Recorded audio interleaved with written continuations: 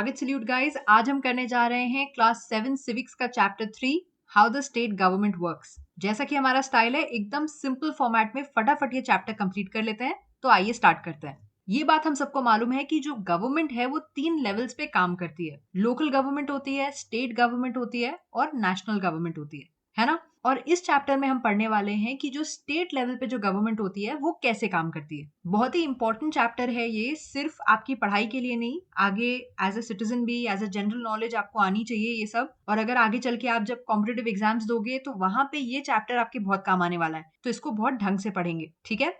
तो इस चैप्टर में हम बहुत सारे क्वेश्चंस आंसर करने वाले हैं, जैसे कि स्टेट लेवल गवर्नमेंट डेमोक्रेसी में कैसे काम करती है, member of the legislative assembly जो एमएलए हम बोलते हैं उसका क्या मतलब होता है, मिनिस्टर्स का क्या मतलब होता है, एमएलए और मिनिस्टर्स में क्या डिफरेंस होता है। तो ये सब हम पढ़ने वाले हैं। और आपकी बुक में बहुत सारे एग्जाम्पल्स दे रखे हैं जो उन्होंने हेल्थ के अराउंड दिए। आपको याद होगा पिछला चैप्टर जो हमने पढ़ा था वो हेल्थ से रिलेटेड था, तो उसी को इन्होंने कंटिन्यू किया है और जो एग्जाम्पल्स दिए हैं वो हेल्थ से रिलेटेड दिए हैं। लेकिन आप सब इतने स्मार्ट हो, एग्जाम्पल्स तो आप खुद ही पढ़ के समझ लोगे। हम जो मेन मुद्दा है वो डिस्कस करते हैं, क्योंकि इस चैप्टर में समझने वाला बहुत कुछ है। सबसे पहले शुरुआत करते हैं एक बहुत ही इंपॉर्टेंट क्वेश्चन से।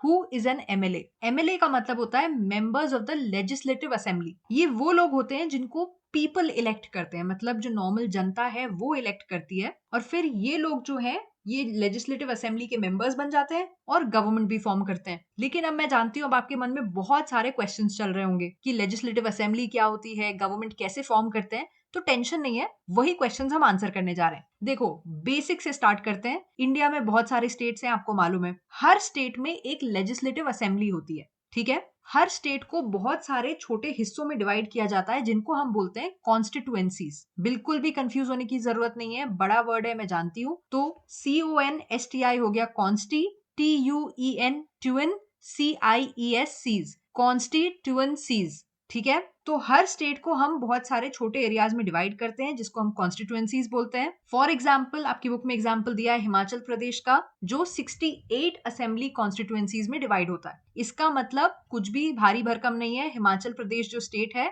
उसको हम 68 छोटे हिस्सों में डिवाइड करते हैं और वो 68 जो हिस्से हैं वो कहलाते हैं 68 असेंबली कॉन्स्टिट्यूएंसीज। अब हर कॉन्स्टिट्यूएंसी को आप एक छोटा सा एक रीजन मान लो, ठीक है। तो अब हर कॉन्स्टिट्यूएंसी के जो लोग हैं वो लोग एक रिप्रेजेंटेटिव चुनते हैं और वो रिप्रेजेंटेटिव बनता है एमएलए, मतलब member of the legislative assembly. अब ये एमएलए कैसे चुनेंगे, कैसे डिसाइड होगा कि किसको चुनना है? तो हमारी कंट्री में बहुत सारी अलग अलग पॉलिटिकल पार्टीज हैं, ये आपको मालूम है। तो हर पॉलिटिकल पार्टी जो है वो एक कैंडिडेट चुनती है हर कॉन्स्टिट्यूएंसी में, ठीक है। और फिर उस कॉन्स्टिट्यूएंसी की जो जनता है, जो लोग हैं, वो डिसाइड करते हैं कि भाई हमको किसको वोट देना है। वो जिसको वोट देते हैं उस कॉन्स्टिट्यूएंसी से वो बंदा जो है वो एमएलए बन जाता है। तो हो सकता है कॉन्स्टिट्यूएंसी ए से जो एमएलए है वो किसी दूसरी पॉलिटिकल पार्टी का हो और कॉन्स्टिट्यूएंसी बी से जो एमएलए है वो किसी दूसरी पॉलिटिकल पार्टी का हो। हर कॉन्स्टिट्यूएंसी में डिफरेंट पॉलिटिकल पार्टीज के जो कैंडिडेट्स हैं वो इलेक्शन में खड़े होते हैं। उस कॉन्स्टिट्यूएंसी के जो लोग हैं वो जिसको वोट देते हैं वो उस कॉन्स्टिट्यूएंसी का एमएलए बन जाता है। वो किसी भी पॉलिटिकल पार्टी का हो सकता है। तो फाइनली चलो हमें ये मालूम पड़ गया कि एमएलए कैसे इलेक्ट होते हैं। तो अगर हम हिमाचल प्रदेश का ही एग्जाम्पल कंटिन्यू करें तो वहां पे 68 कॉन्स्टिट्यूएंसीज हैं, इसका मतलब 68 एमएलए होंगे, बराबर। समझ में आ गया? तो अब ये जो एमएलए बने, ये मिनिस्टर कैसे बनते हैं, चीफ मिनिस्टर कैसे बनते हैं, गवर्नमेंट कैसे फॉर्म करते हैं, अब आइए उस पे बात करते हैं। अब ये तो मैंने आपको बता दिया ना कि हर कॉन्स्टिट्यूएंसी में जो एमएलए है वो किसी भी पॉलिटिकल पार्टी का हो सकता है। लेकिन जिस पॉलिटिकल पार्टी के मैक्सिमम एमएलए होते हैं वो पार्टी गवर्नमेंट बनाती, ठीक है ना। मतलब सबको हक दिया गया था कि भाई आप सिलेक्ट करो कि आपका जो लीडर है, आपका रिप्रेजेंटेटिव कैसा होगा। तो उन्होंने अपना अपना रिप्रेजेंटेटिव सिलेक्ट कर लिया हर कॉन्स्टिट्यूएंसी ने। अब सारी कॉन्स्टिट्यूएंसी के जो रिप्रेजेंटेटिव हैं, जो एमएलए हैं, उनको मिलाया जाता है और देखा जाता है कि कौन सी पॉलिटिकल पार्टी के एमएलए सबसे ज्यादा हैं, कौन मेजोरिटी में है। जिन्होंने भी आधी से ज्यादा कॉन्स्टिट्यूएंसीज जीती होती हैं उनको हम कहते हैं कि that political party is in majority. आपने सुना होगा न्यूज में अक्सर बोलते हैं इस पार्टी को मेजोरिटी मिली। इसका मतलब half of the numbers of constituency से ज्यादा जिसके एमएलए होते हैं वो मेजोरिटी में आती है। तो जो पॉलिटिकल पार्टी को मेजोरिटी मिलता है वो रूलिंग पार्टी बन जाती है और जितने भी बाकी मेंबर्स होते हैं वो ऑपोजिशन हो जाते हैं। मतलब उनको कहा जाता है ऑपोजिशन, क्योंकि वो रूलिंग पार्टी नहीं है, वो ऑपोजिशन में है, ठीक है। आई एम श्योर आपको अभी तक समझ में आने लग गया होगा, लेकिन चलो इसको हम थोड़ा और क्लियर करते हैं। हिमाचल प्रदेश का एग्जाम्पल लेते हैं, 68 एमएलए कॉन्स्टिट्यूएंसीज हैं वहां पे, ठीक है ना। तो अगर हम 2017 के जो असेंबली इलेक्शंस हुए थे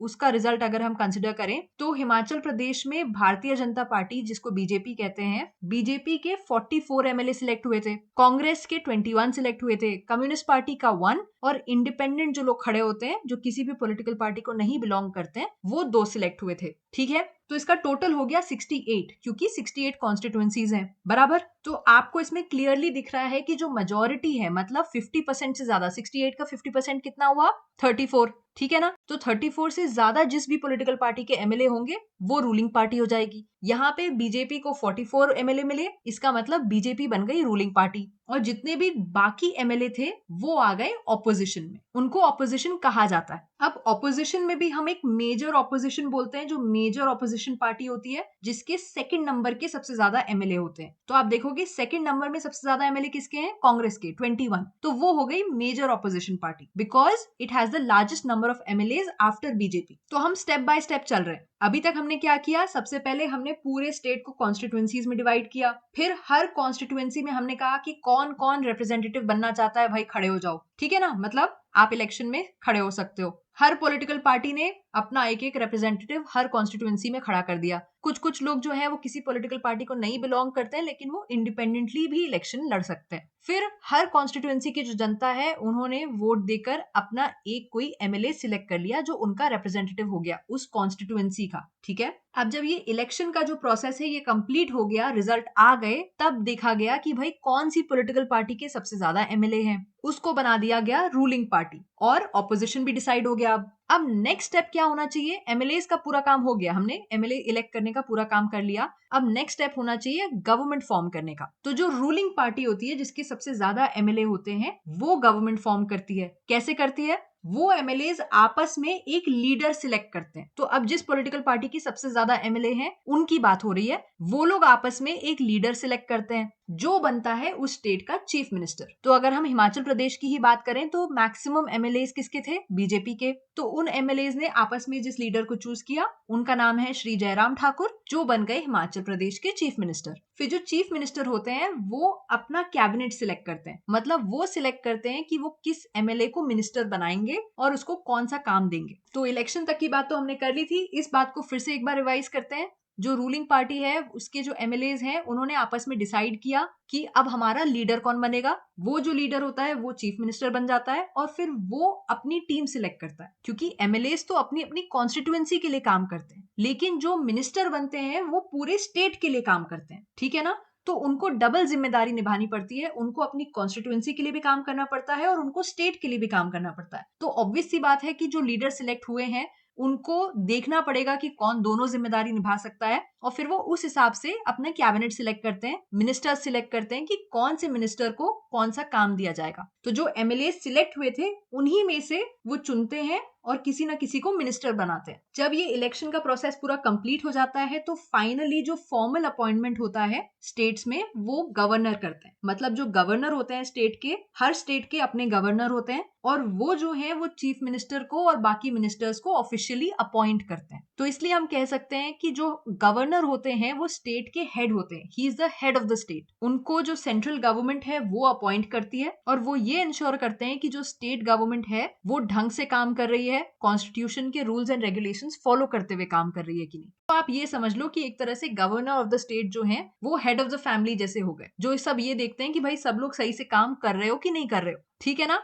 लेकिन अब आप मुझसे यहाँ पे एक क्वेश्चन पूछ सकते हो कि क्या होगा अगर किसी एक पॉलिटिकल पार्टी को मेजोरिटी ना मिले। तो हो सकता है 50% एमएलए किसी भी पार्टी के ना सिलेक्ट हो, तब क्या करेंगे। तो ऐसे टाइम पे एक चीज होती है जिसको कहते हैं कोएलिशन। जब ऐसा होता है कि किसी को भी मेजोरिटी नहीं मिलती है तो जो पॉलिटिकल पार्टीज होती हैं कुछ जो है वो आपस में साठगांठ कर लेती हैं, मतलब वो डिसाइड कर लेती हैं कि हम साथ में काम करेंगे एक यूनाइटेड ग्रुप बन के। तो ये जो मल्टीपल पॉलिटिकल पार्टीज हैं जो साथ में काम कर रही हैं इसको कहा जाता है कोएलिशन। तो ये सब साथ में काम करते हैं और फिर स्टेट को रन करते हैं, and this is called a coalition. ये भी बहुत इंपॉर्टेंट है, प्लीज इसको याद रखिएगा, इसके आपके एग्जाम में आने के बहुत चांसेस हैं। तो फिर अब जो चीफ मिनिस्टर हैं और जो बाकी मिनिस्टर्स हैं वो सब इलेक्ट हो गए हैं, और अब उनका काम है गवर्नमेंट को और गवर्नमेंट के जो डिफरेंट डिपार्टमेंट्स हैं उसको ढंग से रन करना। सारे मिनिस्टर्स जो हैं सबका अलग अलग काम होता है, वो अलग अलग रिस्पॉन्सिबिलिटी संभालते हैं और उसको कहा जाता है office. All ministers have separate offices. Office का मतलब वो फिजिकल ऑफिस नहीं, ऑफिस का मतलब है जिम्मेदारी, रिस्पॉन्सिबिलिटी, कि वो कौन सी चीज संभाल रहे हैं। तो ये तो हमने पूरे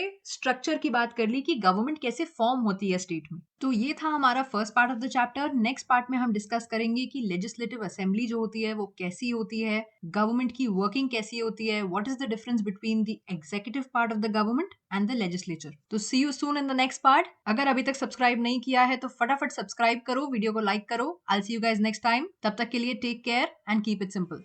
बाय बाय।